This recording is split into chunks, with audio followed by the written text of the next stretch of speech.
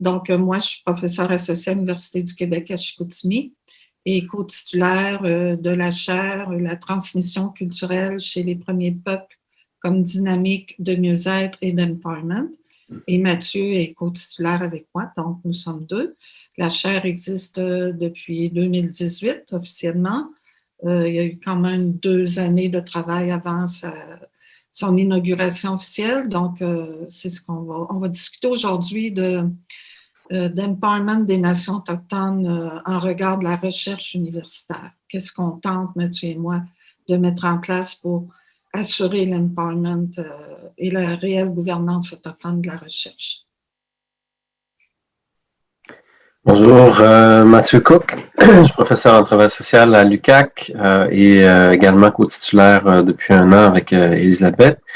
Donc, comme Elisabeth l'a mentionné, ce qu'on avait prévu au départ de faire, c'était de vous projeter la vidéo, mais on aimerait faire quand même un petit mini-sondage pour voir combien de personnes l'avaient déjà regardé, parce que j'ai cru comprendre que cette vidéo-là était disponible sur le site Internet. Donc, peut-être dans le chat ou oralement, si vous pouviez simplement vous manifester les personnes qui l'ont déjà regardé. Donc, s'il y a trop de personnes qui l'ont déjà vu, on pourra faire une synthèse live de cette vidéo-là plutôt que de vous la reprojeter une deuxième fois.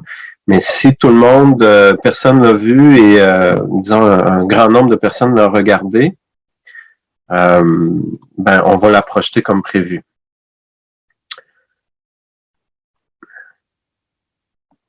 On voit que Sarah Charland Fauché nous dit qu'elle ne l'a pas regardé, moi non plus. Ben, si vous ne l'avez pas vu, peut-être levez la main, manifestez-vous. Mais okay. Avec peut-être la réaction. OK. La réaction en bas là si vous ne l'avez pas vu. OK.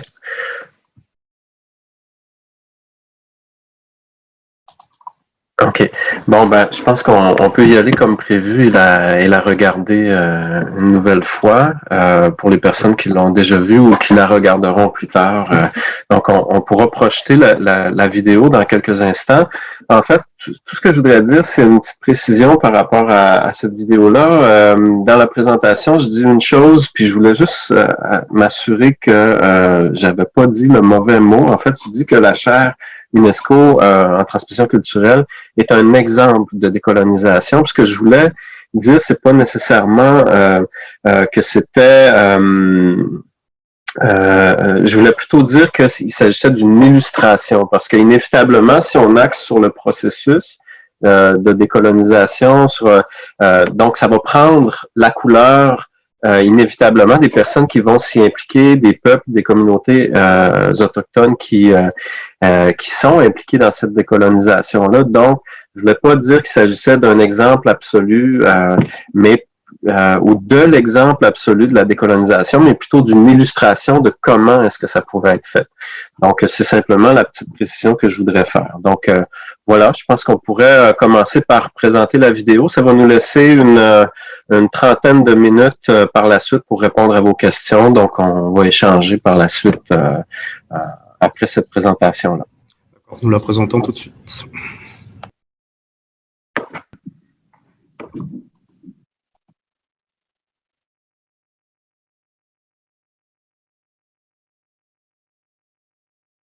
Bonjour, Monsieur Mathieu Cook.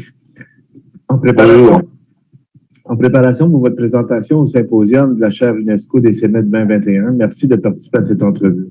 En fait, ça, c'est l'entrevue. C'est pas la vidéo de notre présentation. Oui, en fait, moi, je suis professeur en travail social depuis 2014. Désolé, on va la remettre tout de suite. Désolé.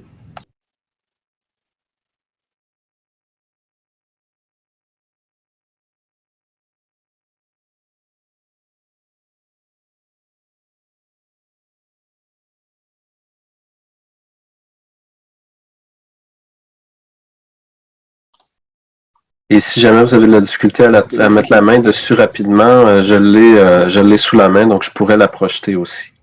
Juste 10 secondes et puis je te dis ça tout de suite.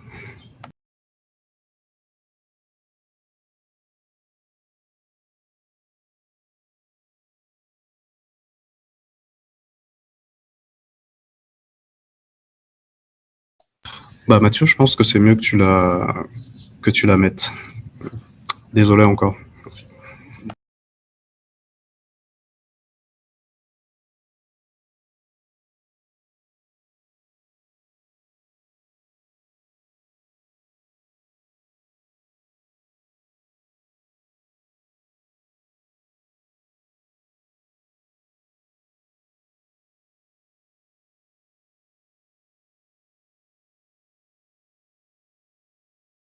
Donc, savoir, vous voyez tous. Oui, merci. Il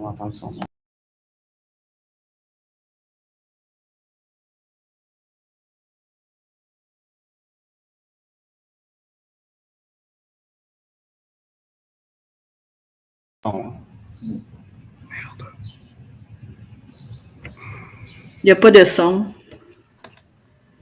Mathieu, il faudrait fermer. Faudrait arrêter le partage d'écran et le refaire. Et il y a une case, lorsqu'on fait le partage d'écran, il faut activer le son dans la vidéo. Ça se trouve à être une option en bas à gauche quand on ouvre le partage d'écran avec Zoom. Share computer sound. OK. Yes. Ça devrait être all good.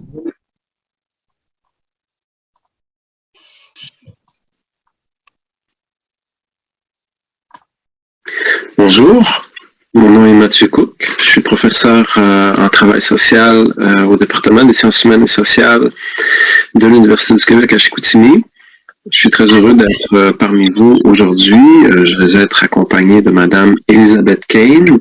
Nous sommes tous les deux co-titulaires de la chaire UNESCO en transmission culturelle sur les premiers peuples. Elle va s'adresser à vous dans quelques instants. Donc, tel que le titre de notre présentation le mentionne, on va vous parler de la recherche en transmission culturelle chez les premiers peuples comme étant un exemple. Dans le fond, on va vous parler de la démarche de notre chaire comme étant un exemple de décolonisation, de recherche-création.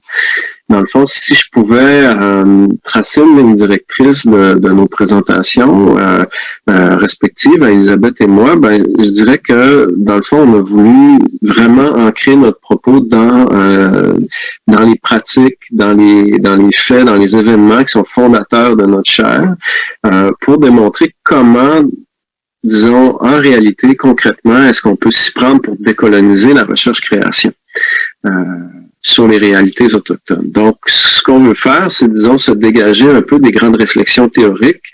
Il va quand même y avoir une petite mise en contexte là, historique sur, disons, la nécessité d'en arriver à une décolonisation de la recherche, mais on va quand même essayer de communiquer avec vous les aspects très pratico-pratiques, très concrets de comment est-ce qu'on s'y prend pour faire de la décolonisation de la recherche.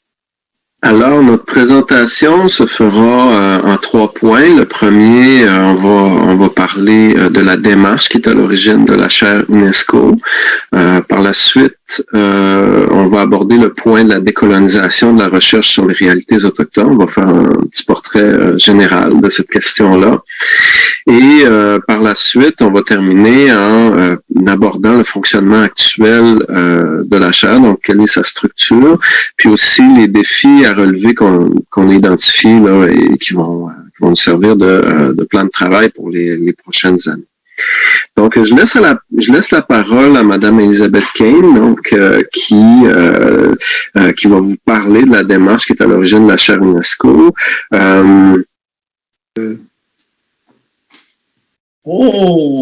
OK.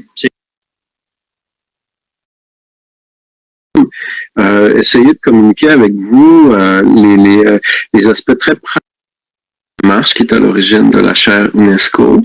Par la suite, on va aborder le point de la décolonisation de la recherche sur les réalités autochtones. On va faire un petit portrait général de cette question-là. Et par la suite, on va terminer en abordant le fonctionnement actuel de la chaire, donc quelle est sa structure, puis aussi les défis à relever qu'on identifie là, et qui vont nous servir de plan de travail pour les prochaines années. Donc, je laisse la parole à Madame Elisabeth Kane, donc qui va vous parler de la démarche qui est à l'origine de la chaire UNESCO. En fait, ce qu'il faut savoir, c'est que les travaux d'Elisabeth sont vraiment à l'origine de la chaire telle qu'on la connaît aujourd'hui, et c'est disons le mandat qu'elle s'est donné pour vous expliquer, vous exprimer le plus clairement possible quelle est l'origine de cette chaire. Donc, je lui laisse la parole.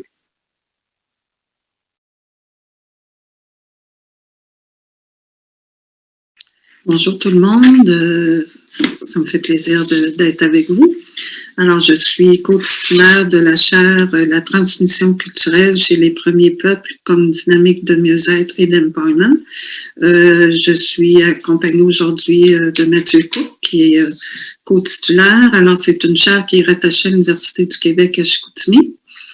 Elle a été fondée en mai 2018, inaugurée en mai 2018, donc ça fera bientôt 3 ans.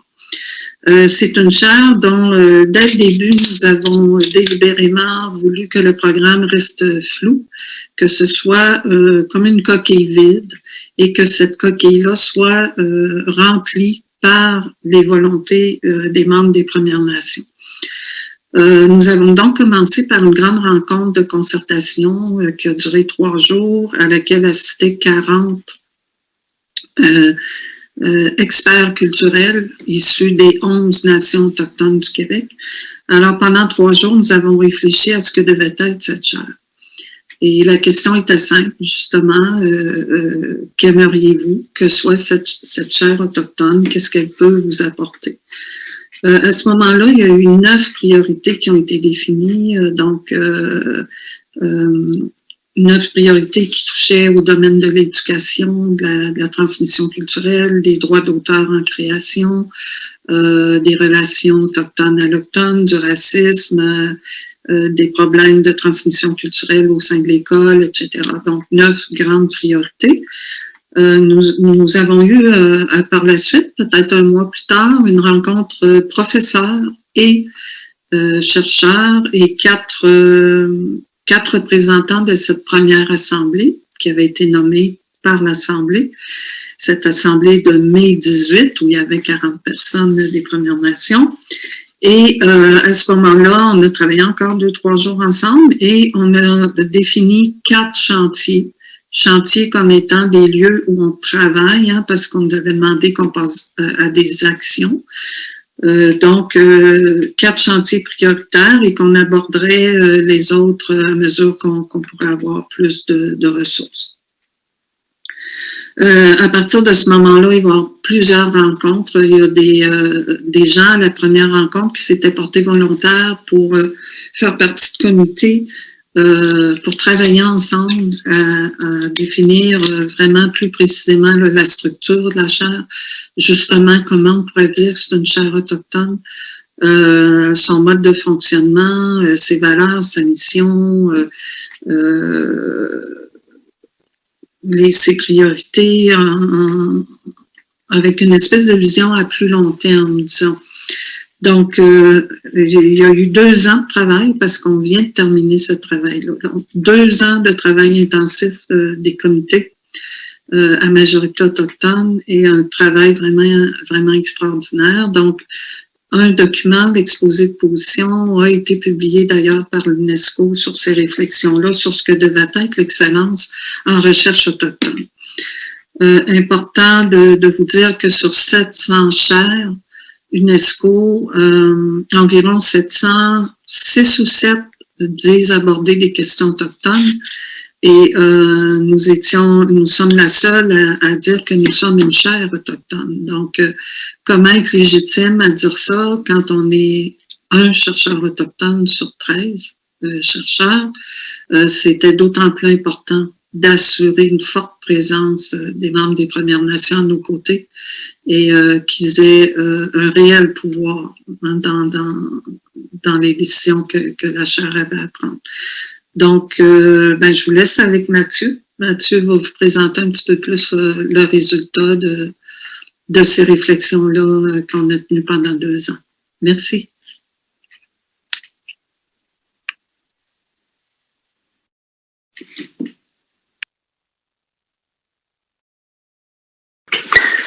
Alors, si on veut débuter, disons, notre réflexion sur la décolonisation, de la recherche sur les réalités autochtones, du moins comment le problème s'est posé d'une manière historique, on pourrait commencer par regarder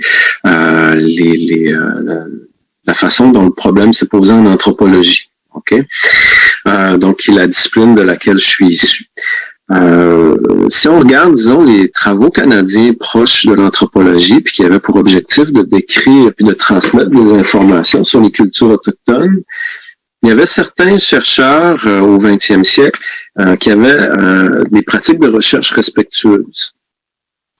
On voit ici 2 images. Donc, la première, qui est la couverture d'un célèbre ouvrage d'anthropologie, donc qui est celle de Frank J. Speck, donc le livre Naskapi, qui faisait, disons, un portrait très fidèle de ce qu'était le mode de vie puis les cultures autochtones, Innu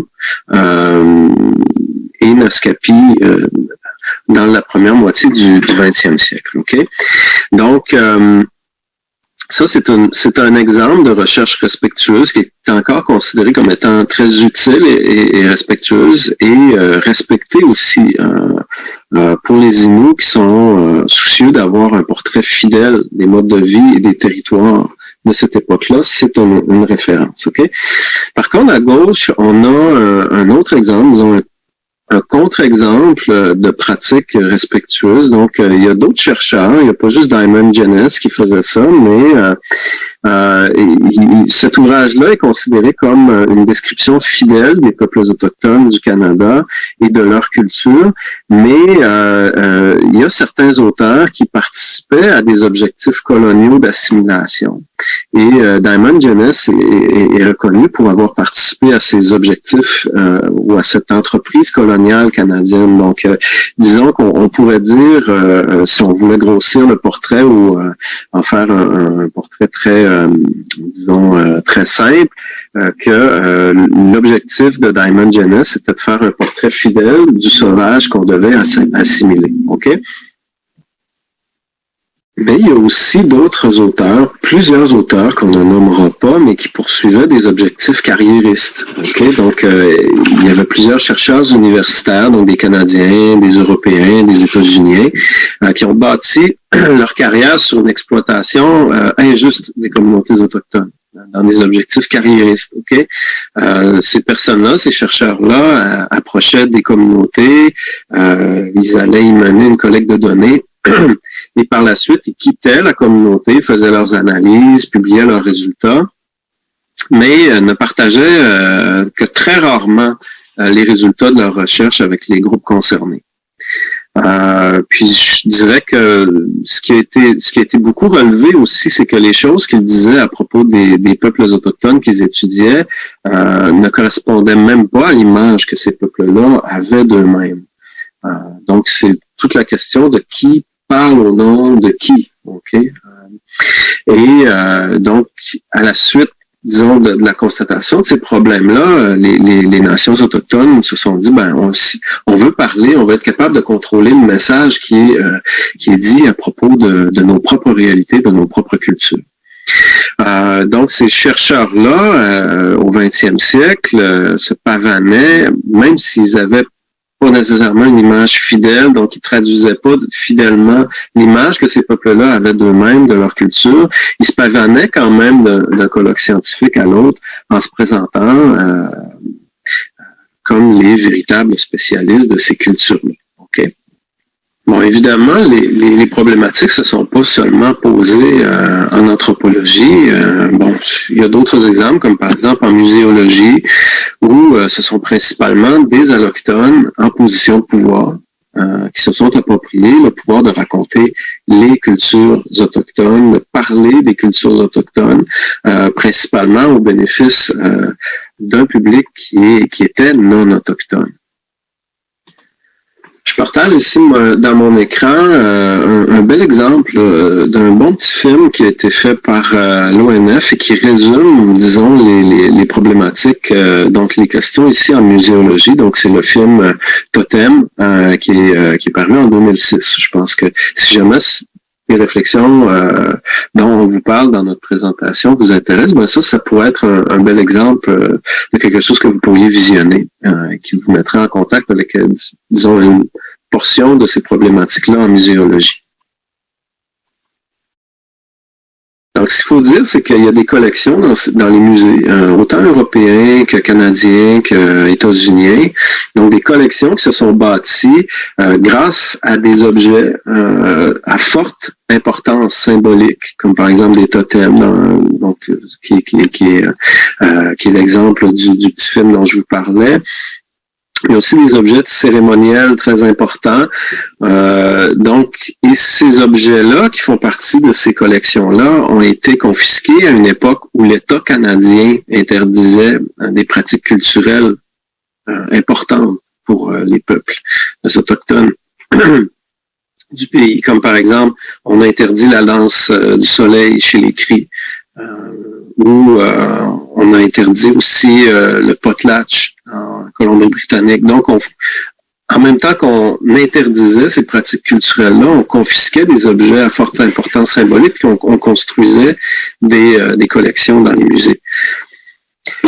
Il y a d'autres problèmes, donc, en dehors de l'anthropologie puis de la muséologie qui se sont posés, comme par exemple en éducation. Donc, l'épisode des écoles résidentielles est bien connu au Québec puis dans le reste du Canada. Donc, on sait qu'il y a des écoles qui ont été créées dont l'objectif avoué était d'entraver la transmission des cultures autochtones aux enfants de ces peuples-là.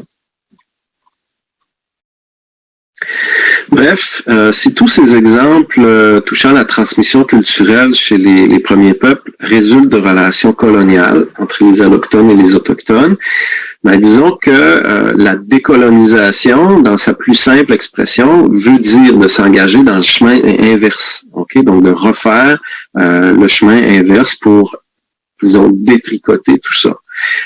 Donc, c'est-à-dire de faire en sorte que les cultures autochtones puissent être transmises sans entrave et que cette transmission-là soit décidée et gouvernée par des personnes issues des nations autochtones.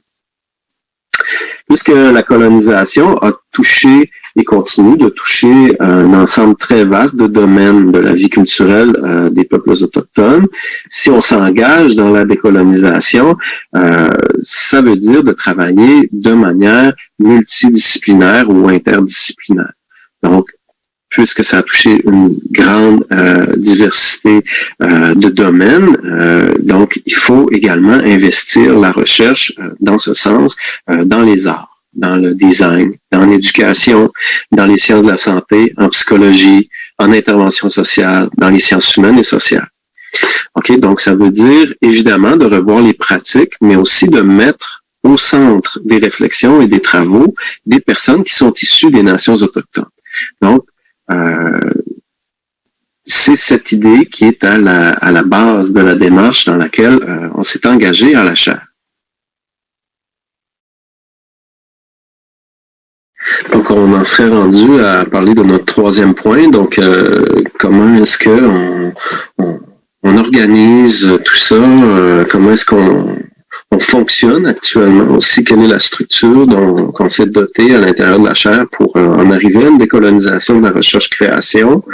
Puis aussi, quels sont les défis qu'on a identifiés puis qui sont à venir là, dans les prochaines années? D'emblée, je dirais que Elisabeth l'a abordé un petit peu dans sa présentation, dans sa partie de présentation, mais je pense que c'est important quand on pense à l'organisation de notre travail, la structure de la chaire, je pense que c'est important d'aborder de front une question qui est qu'est-ce que ça veut dire d'être allochtone et de s'engager auprès d'Autochtones dans une chaire considérée comme étant autochtone, pour mener cette décolonisation-là de la recherche. Parce qu'Elisabeth, elle est d'origine autochtone, mais pas moi. Et il y a plusieurs chercheurs allochtones à l'intérieur de la chaire, puis aussi des étudiants allochtones, donc qui côtoient des membres autochtones, des étudiants autochtones. Donc, comment est-ce qu'on en arrive à s'engager aux côtés des autochtones? Donc, qu'est-ce que ça veut dire concrètement dans une optique de décolonisation de la recherche? C'est sûr que ce que je vais vous donner là, c'est mon point de vue à moi. Donc, qu'est-ce qui me motive à agir à l'intérieur de cette chaire-là, puis comment est-ce que je me positionne en tant qu'allochtone? Premièrement, la première chose que je pouvais dire, c'est que les besoins sont grands en termes de décolonisation, de formation aussi d'une relève autochtone. On va en parler tout à l'heure. Donc, c'est important d'y mettre des énergies. Et d'autant plus qu'il n'y a pas énormément de gens pour travailler sur cette question-là. Donc, c'est important qu'on s'y engage aux côtés des Autochtones. OK? Donc, et aussi, d'un point de vue allochtone, donc c'est à mon avis, une responsabilité d'être des alliés dans cette décolonisation-là. Je conçois le colonialisme comme étant une situation, un contexte dans lequel on est tous immergés. Et donc, c'est une responsabilité partagée, je dirais, que de corriger les torts historiques qui ont été causés aux peuples autochtones par les pouvoirs coloniaux. Okay? Donc, et les personnes, comme on l'a vu tout à l'heure, des chercheurs qui souscrivaient à des objectifs coloniaux. Donc, il y a des torts qui ont été causés. Je pense que c'est une responsabilité que de s'engager à défaire ces torts-là. Okay? Ça, c'est mon point de vue personnel sur la question. Donc, il y a à l'intérieur de la chaire des chercheurs, des étudiants allochtones et autochtones, des personnes issues des communautés qui cohabitent. Donc, on considère que cette chaire-là est véritablement un lieu d'expérimentation interculturelle. Et je vous dirais qu'une posture qu'on peut prendre dans un contexte comme celui-là, en tant qu'allochtone, c'est de se positionner en tant qu'allié de la cause de la transmission culturelle chez les peuples autochtones. Donc, en étant allié, on se doit de faire une place importante à la parole qui est exprimée par des personnes autochtones. Donc, Elisabeth en a parlé un peu tout à l'heure. On va le voir dans la structure, comment est-ce qu'on s'est organisé pour mettre la parole des personnes autochtones au centre de notre travail.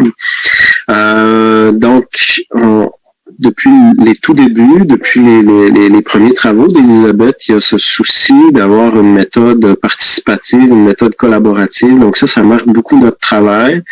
Et le plus possible aussi d'avoir des personnes issues des nations autochtones impliquées dès le départ dans la formulation des objectifs des projets de recherche, dans l'évaluation des projets de recherche également, dans la validation de la démarche aussi. Elisabeth a parlé des rencontres de concertation, donc d'essayer de partir des besoins qui sont identifiés à la base par des personnes. Donc, c'est ça l'idée de mettre la parole autochtone au centre de tout ça.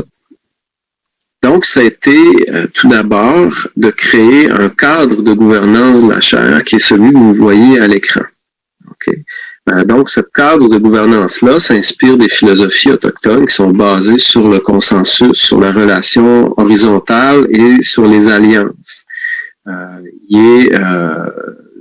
Le modèle que vous voyez, il repose sur un modèle collaboratif composé de 3 grands comités et de différents niveaux de partenariat. Okay.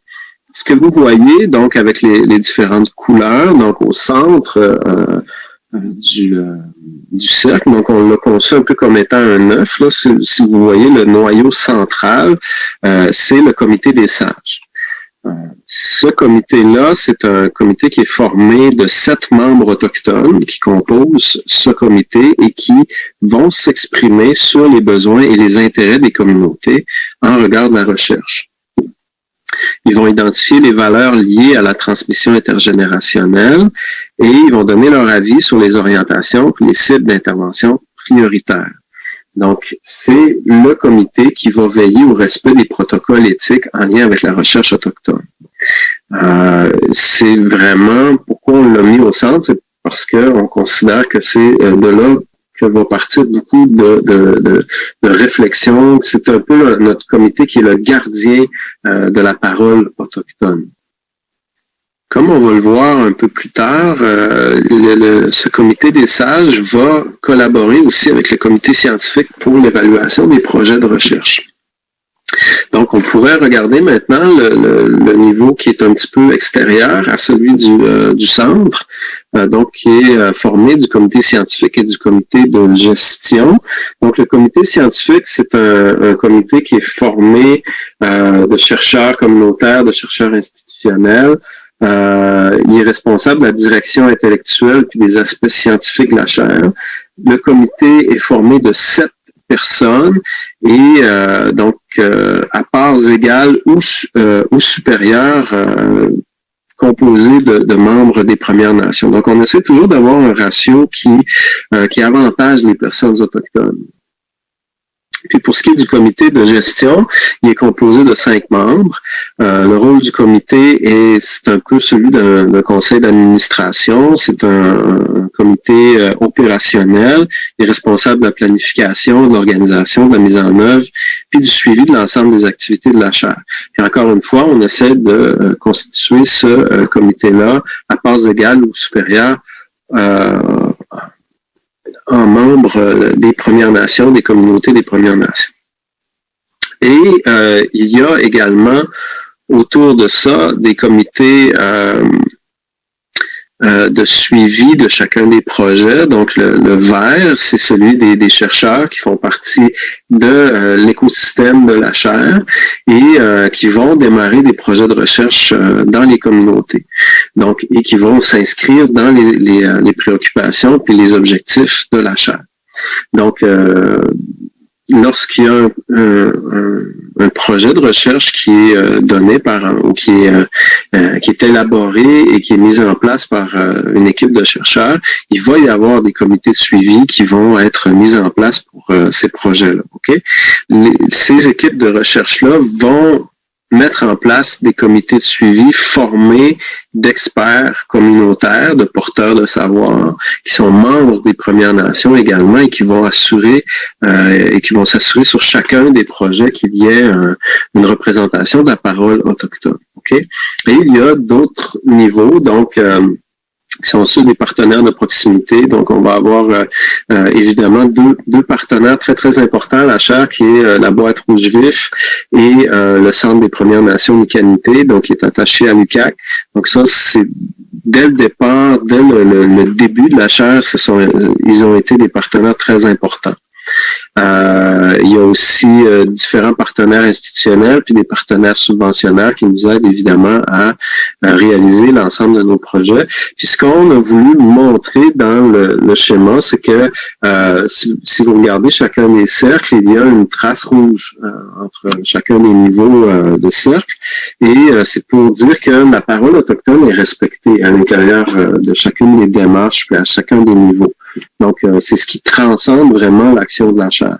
Évidemment, on essaie d'avoir des projets, des axes d'intervention chez les premiers peuples au Canada, okay, donc principalement au Québec, parce que c'est une chaire institutionnelle de l'UQAC. Donc, notre premier bassin, je dirais, de travail, ça va être avec les premiers peuples du Québec, mais on élargit également aux premiers peuples du Canada et là, on est en train présentement de lancer les travaux de manière plus intensive dans le Sud, en Amérique latine. Donc, on essaie de développer des partenariats de recherche toujours dans le même esprit, mais avec les nations autochtones du Sud.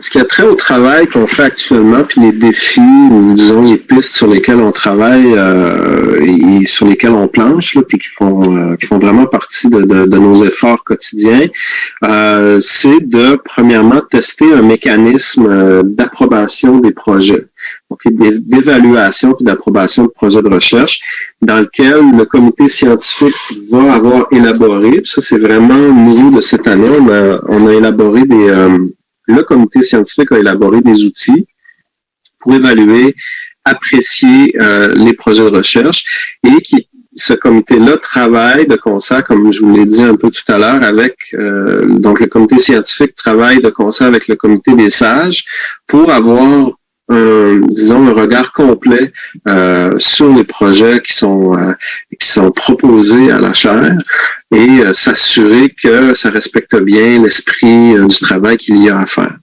Donc, le comité des sages et le comité scientifique vont se prononcer sur, disons, la qualité de chacun des travaux qui s'en viennent, des projets qui sont proposés.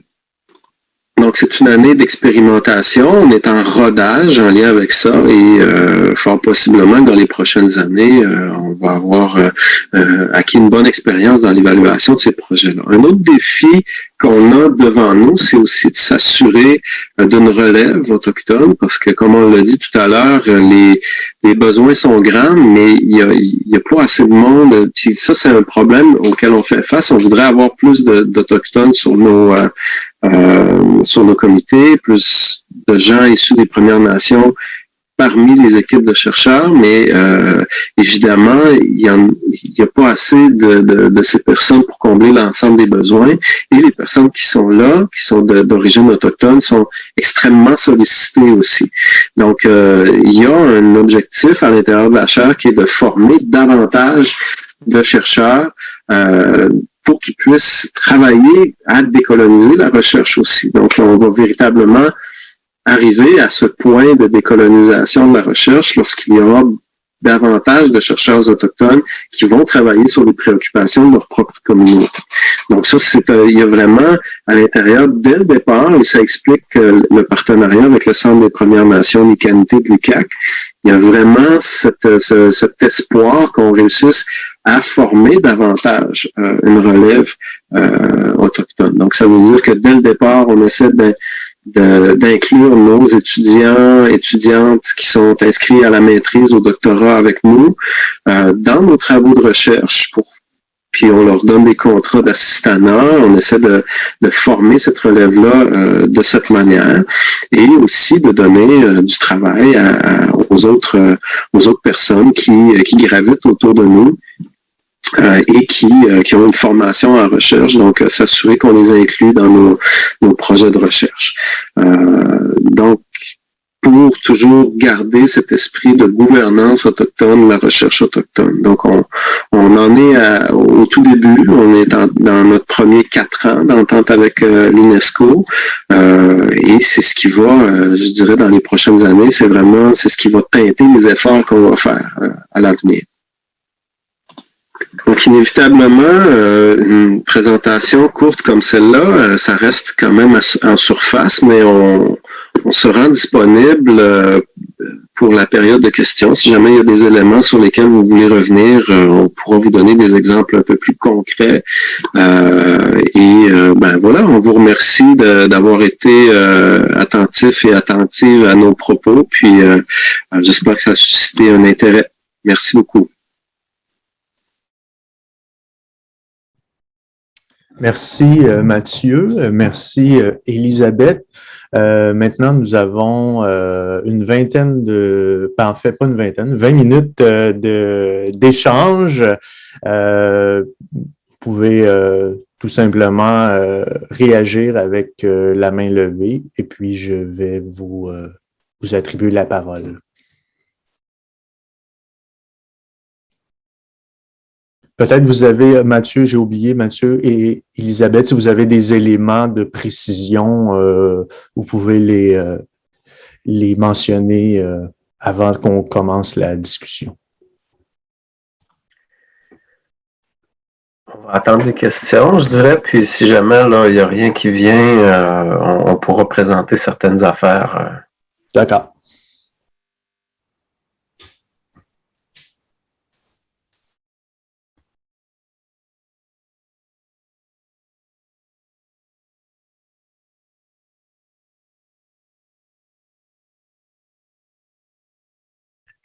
Bon, ben, je vais me permettre une question, je dirais conceptuelle, dans la construction là, de votre chaire qui gagne à être connue. Vous utilisez deux concepts, là, bien-être et empowerment, peut-être un peu développer sur l'utilisation de ces deux concepts qui sont quand même très forts et aussi concernant le choix d'empowerment, puisqu'on a quand même des traductions de plus en plus utilisées, là, agentivité, mise en capacité, capacitation, autonomisation, etc. Mais pourquoi vous avez tenu à maintenir le terme qui est finalement un terme anglophone, mais je vous invite à peut-être préciser les deux grands concepts là, de la chaire.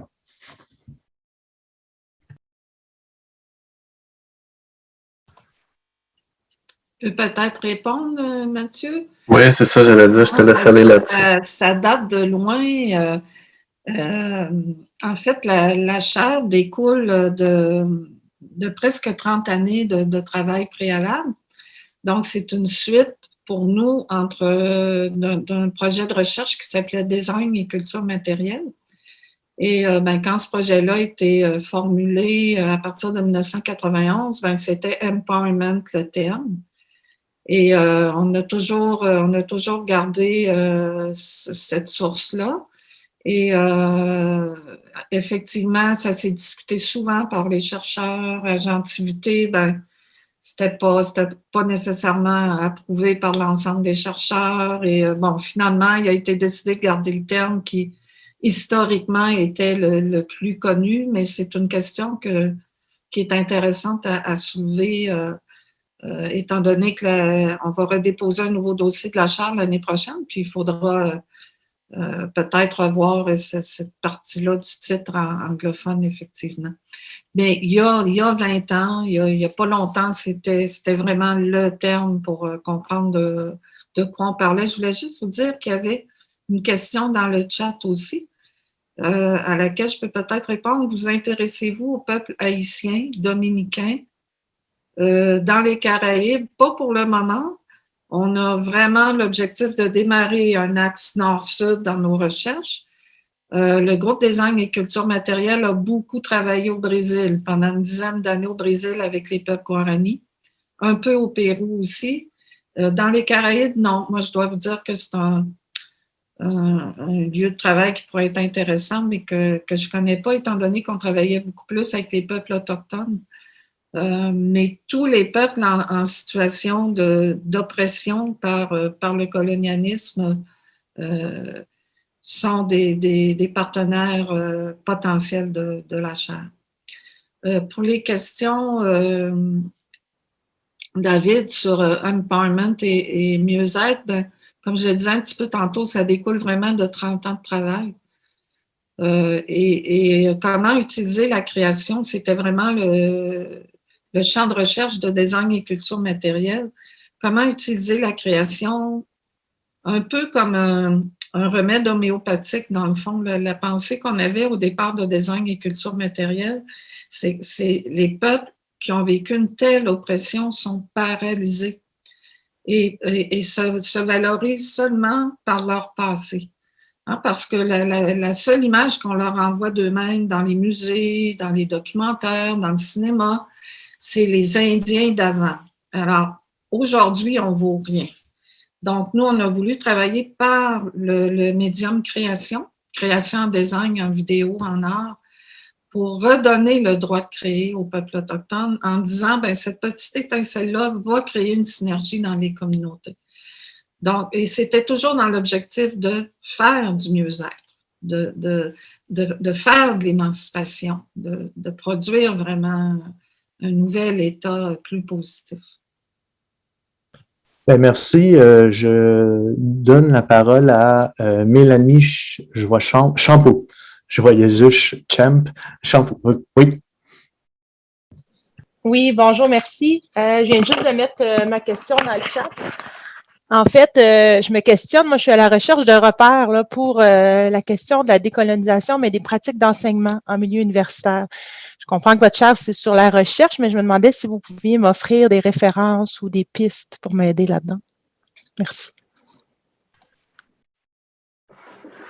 Je vais commencer, puis si tu as des compléments, Elisabeth, ben justement, c'est ça comme on s'était dit un peu dans la présentation, on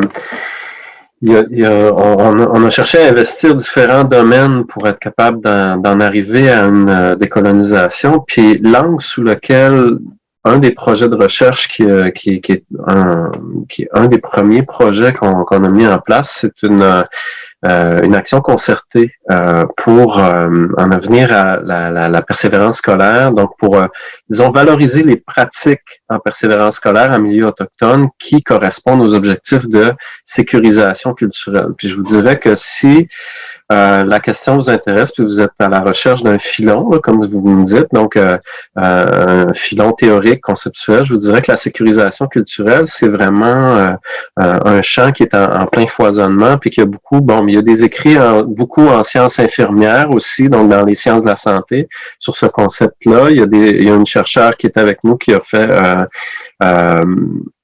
pas mal de travail en lien avec les sciences infirmières, mais vraiment dans le domaine de l'éducation, on commence beaucoup à penser à la sécurisation culturelle. Puis, dans le fond, il y a des approches de sécurisation culturelle qui sont mises en place, notamment à l'UQAC, pour s'assurer, disons, de faire un environnement qui, pour les personnes, les étudiantes qui viennent étudier à l'UQAC, qui sont issus des Premières Nations, qui souvent vont quitter la communauté pour s'en venir à Chicoutimi pour s'engager dans une formation en enseignement, en travail social, etc., ben, que l'environnement aussi puisse s'y retrouver au point de vue culturel. Donc, ça fait référence à une série de pratiques, mais aussi à une série de théorisations puis de concepts qui sont très abordés présentement dans la recherche puis dans les pratiques. Donc, la sécurisation culturelle, là, pour faire un petit résumé, ça serait peut-être là où est-ce que vous pourriez commencer votre recherche.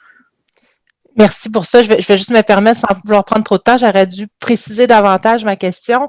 Je pense davantage à la décolonisation des enseignements, entre autres auprès des Blancs. Donc, en fait, je comprends l'idée, mais c'est ça, de déconstruire certaines hégémonies épistémologiques dans l'éducation universitaire. Merci. Maintenant, Gina. Oui, c'est à toi.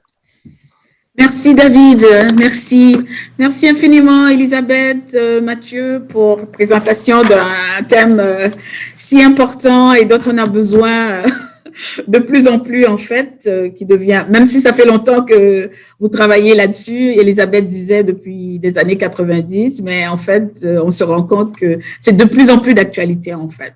La pertinence se fait de plus en plus sentir. J'aimerais savoir comment est-ce que vous sentez, comment se fait la rencontre des savoirs, on pourrait appeler les savoirs autochtones avec les savoirs de la recherche, compte tenu du fait que, comme je citais tout à l'heure, Linda Tui-Smith, chercheur maori, qui parle de la décolonisation des méthodologies de recherche. Donc, compte tenu du fait que la recherche elle-même participe aux dynamiques de colonisation, vous voyez? Donc là, maintenant, je vois dans votre travail vraiment un double défi. Non seulement la formation à la recherche, mais la formation à la recherche qui constitue elle-même finalement, qui fait partie finalement des dynamiques de colonisation. Comment se fait cette rencontre? J'imagine qu'il doit y avoir de grands défis et en même temps de grands bonheurs, j'imagine aussi.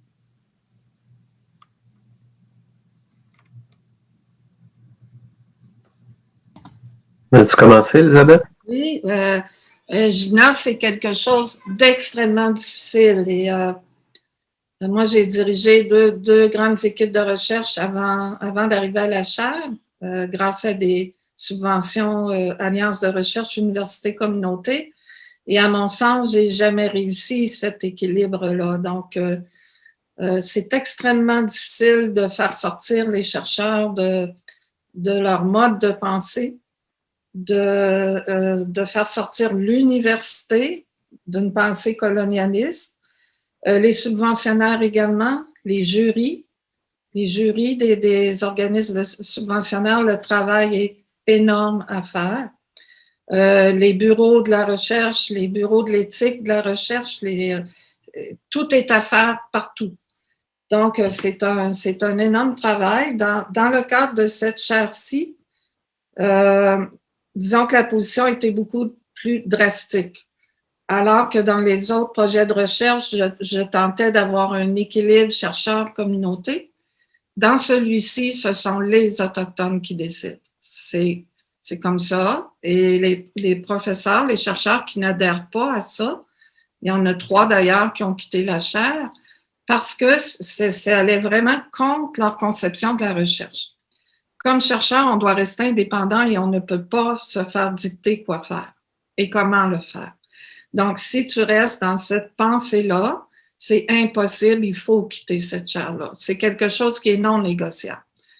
On doit, c'est pour ça que tous nos comités sont à majorité autochtone et on doit accepter comme chercheur de mettre notre savoir à une sorte, au service d'une sorte de guérison, parce que la méfiance contre les chercheurs autochtones, contre les muséologues, comme Mathieu nous l'a présenté, la méfiance est grande. Et il faut avoir une humilité pour un certain temps, d'être capable de se mettre au service d'eux et d'être vraiment dans un échange d'égal à égal, mais il faut surveiller constamment parce que les vieux réflexes de conformité reviennent continuellement par toutes sortes de revers. Donc, c'est un travail stimulant. Les chercheurs qui sont restés à la chaire, je vous disais qu'il y en a 3 qui ont quitté, ceux qui sont là croient à cette démarche-là. Et c'est fantastique à ce moment-là. Là. On a une équipe vraiment dévouée à ça. Mais c'est quelque chose qui n'est pas gagné. C'est pas gagné. Mélanie, je voulais vous dire que je vous ai donné la référence dans le chat d'une personne de la chaire que vous pourriez contacter, qui pourrait vous donner certainement des sources là, par rapport à ce que vous avez demandé, puisqu'elle fait plusieurs projets dans des écoles non autochtones et des écoles autochtones aussi, en éducation. Merci, Elisabeth et Mathieu. La parole est à Jacqueline Romano-Toramanian. Oui, merci pour votre présentation. Puis moi, ce qui me préoccupe, c'est justement, est-ce que vous vous préoccupez aussi de comment est-ce que toute la question autochtone est traitée dans les écoles primaires, secondaires? Parce que pendant très longtemps, c'était surtout la dimension folklorique qui était montrée, du genre nos amis les Algonquins, nos ennemis les Iroquois, etc. Et justement, les manuels scolaires, là, ce qui est enseigné, c'est très important, ça. Et quand ils font des manuels scolaires, est-ce qu'ils incluent des personnes autochtones pourraient faire partie des comités par rapport au contenu? Alors, c'est toute cette dimension-là qu'il faut regarder, à mon avis. Est-ce que vous vous en préoccupez? Mathieu, voulais-tu répondre par rapport à l'action concertée, peut-être? Oui, ben, je vais très rapidement, puis si tu as des compléments, Elisabeth, en fait, c'est comme j'en ai parlé un petit peu tout à l'heure, cette action concertée-là vise à mettre en valeur, puis à publiciser, si on veut, des pratiques qui sont faites véritablement en contexte autochtone. Donc, là où des contenus, justement, sont des contenus différents, davantage plus sécurisants d'un point de vue culturel, sont enseignés à des jeunes. Donc, on parle de contexte pédagogique, mais aussi de contenu. C'est sûr que d'un point de vue plus large, si vous nous demandez si on s'en préoccupe, c'est évident qu'on s'en préoccupe. On n'a pas travaillé encore à du développement de contenu pédagogique comme tel. Peut-être que ce sera quelque chose qu'on pourra faire avec des partenaires dans le futur. Mais du moins, dans le cadre de ce programme-là, comme je le disais, vraiment de mettre en valeur des choses qui sont faites et de les publiciser parce que souvent, il y a des petits projets qui sont faits à l'intérieur de chacune des écoles par des personnes qui répondent à des besoins locaux, tout ça. Mais si on prend ces pratiques-là comme étant des pratiques exemplaires, puis qu'on les diffuse, on les publicise, ça permet aussi à d'autres personnes dans d'autres communautés qui font face aux mêmes problématiques, donc de sécurisation culturelle. Ça peut être dans les cégeps, ça peut être dans les écoles secondaires, ça peut être donc des cégeps en contexte allochtone, mais qui reçoivent une bonne quantité de clientèle autochtone, donc comme par exemple sur la Côte-Nord, comment est-ce qu'on s'y prend, comment est-ce que les professeurs, comment est-ce que les institutions peuvent s'y prendre pour adapter leur façon de faire? Ben, il y a des pratiques là qui méritent d'être publicisées puis diffusées. Donc, c'est un peu l'angle sous lequel on a commencé à l'aborder. Est-ce que ça répond? Oui, merci Mathieu. Maintenant, une main levée, Marquis Bureau. Oui, vas-y. Merci David, Mathieu et Elisabeth. Félicitations, hein, un travail de 20 ans qui prend racine, qui évolue. J'aimerais ça vous amener dans 20 ans, dans les 20 prochaines années. Pas nécessairement pour arriver avec un rêve futuriste, mais ce que j'entends dans l'histoire de création de la chaire, c'est que, bon, il y a l'approche où on est colonial, on est en train de décoloniser en ce moment, donc il y a des rapprochements qui sont en train d'être faits, on est tentatif, il y a de la résistance, il y a tout ça, donc vous êtes en plein développement, en plein émergence d'une nouvelle histoire. Dans 20 ans, ça peut être dans 3 ans ou dans 5 ans, c'est pas obligé d'être 20 ans. Où est-ce que vous voyez l'intégration puis la création et là je suis biaisé dans ma question, où est-ce que vous voyez une certaine intégration et une création de quelque chose de nouveau? Puis ça a l'air de quoi ce nouveau-là? Donc une fois qu'il y a eu réconciliation, une fois qu'il y a eu les alignements, la reconnaissance, tout ce sur quoi on travaille présentement et depuis quelques années. Qu'est-ce qui émerge? Qu'est-ce qui émerge dans vos relations avec les Premières Nations? C'est une énorme question, Monsieur Bureau.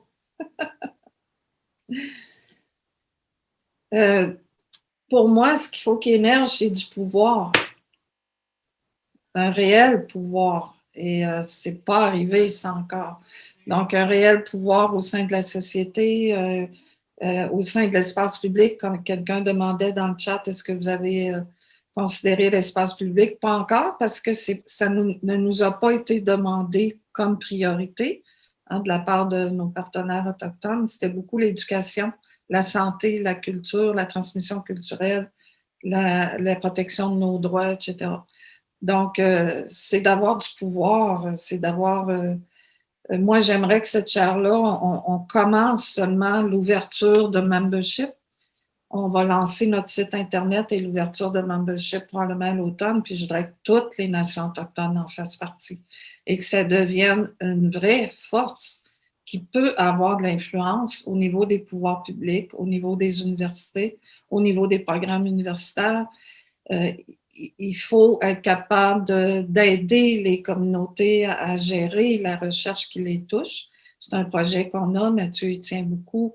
Donc, comment on peut offrir des services aux différentes communautés autochtones pour prendre pouvoir sur leur représentation et sur la recherche qui les touche. Je vous résume ça en un mot, plus de pouvoir. C'est ce que je voudrais dans 20 ans. Pas pour moi, je ne serai plus là, je pense. Merci à vous deux. Merci à tous et à toutes. Merci beaucoup. Donc, avec le pouvoir, on comprend bien le concept central d'empowerment dans la chaire. Bonne et longue vie à cette chaire. Félicitations. Merci beaucoup. À tout le monde d'avoir été là, c'est encourageant. Vos questions sont encourageantes. Jacqueline, je veux vous dire que la Boîte aux Juifs, qui est notre partenaire de proximité, qui travaille beaucoup à réécrire l'histoire des Premières Nations avec les Premières Nations dans un projet avec le ministère de l'Éducation ontarien. Et on commence aussi avec le Québec présentement. Donc, super. Par un de nos partenaires, c'est quelque chose qu'on travaille. Oui, c'est très important. C'est la base.